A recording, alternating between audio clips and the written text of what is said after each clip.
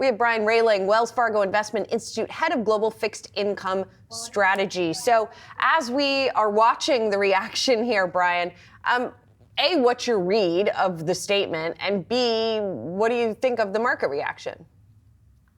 Yeah, I mean, statement was pretty much as expected. Leaving the options open made the most sense. The market as a whole, we were at all-time highs or near all-time highs in most markets. So, just bring a little edge off there, especially as we have, the bank in New York that is struggling. People are a little cautious about that. And some of the earnings reports and perhaps not as robust as expected. So, I don't see anything here derailing the overall market momentum, but, to take the edge off a little bit for a few days, makes sense. Yeah, interesting, Brian. I know you see downside risk for the equity market. Kind of given that outlook, where do you want to be positioned? Yeah. So, we're playing up in quality. So we're and more defensive for now, large caps over smalls, et cetera. I do think that we are likely at some point to get a bit of a pullback, and that may make a better entry point for investors to get a little bit more aggressive. I don't think we'd likely see a big correction, but be able to get 5, 6, 7% lower prices. I think that's probably an opportunity investors will have at some point over the next month or two.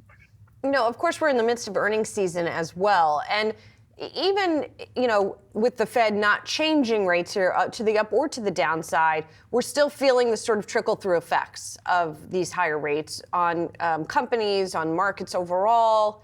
Where are you looking for sort of signs of tightness or stress in the system right now? Is it in earnings?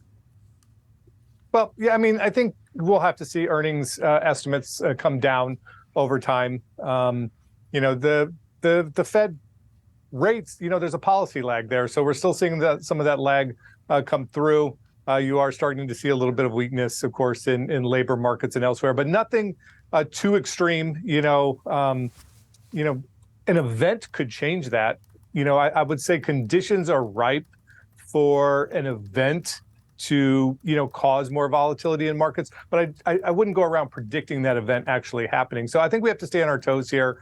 It's going to be really hard, I think, to push markets up another 5+% unless the earnings side starts coming through, at least over the near term.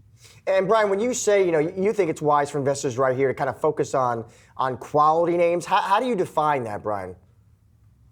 Yeah, so on the fixed income side, of course, that's easy to qualify because it's just higher credit ratings. If you want to invest in higher yielding, move up to the higher credit quality within that area. On the equity side, again, favoring large caps over some of the riskier areas, more volatile areas such as small caps. Again, playing a little bit more just defensively for now. Again, waiting for a better opportunity to perhaps put maybe some of those funds that are in fixed income, perhaps short-term fixed income, where you get a nice yield for hanging out, putting those back to work. Brian, when you hear the Fed talking about it being data dependent again, what's going to be your big data point that you're looking at in 2024 that the Fed might be watching out for? Are you going to sort of pay more attention to the jobs numbers, for example, than you have in the last year? Is that changing at all for you? I don't think it's changing. Obviously it's inflation at the end of the day. Now, what goes into inflation?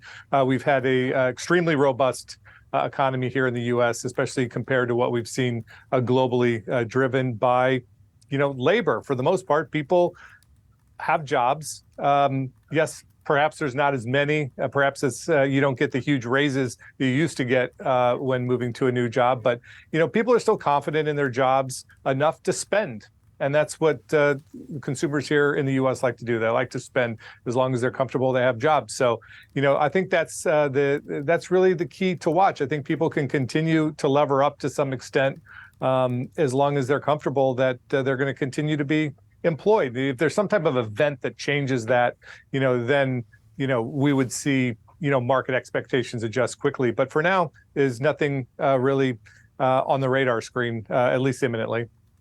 On the radar, though, as you look out for 2024, Brian, I'm just curious, what kind of concerns you, what worries you? Is it the Fed or the economy, geopolitics, the election? Yeah, I'm not really worried about the Fed. I think it's very clear they're done hiking. The next move will be a cut. When and how many, I don't think it matters that much. I am, there's some concern over geopolitics. Those concerns tend to be temporary when they happen. They tend not to be a very kind of long dated. But again, that's something that would be a concern. And, if we would have some reemergence of kind of the regional banking concerns, that would be a concern. Anything that's going to impact kind of liquidity and going to impact, people's confidence. But, like I said, there's nothing on the radar today. I think we need to watch the regional banks a little bit here. But outside of that, something will likely emerge.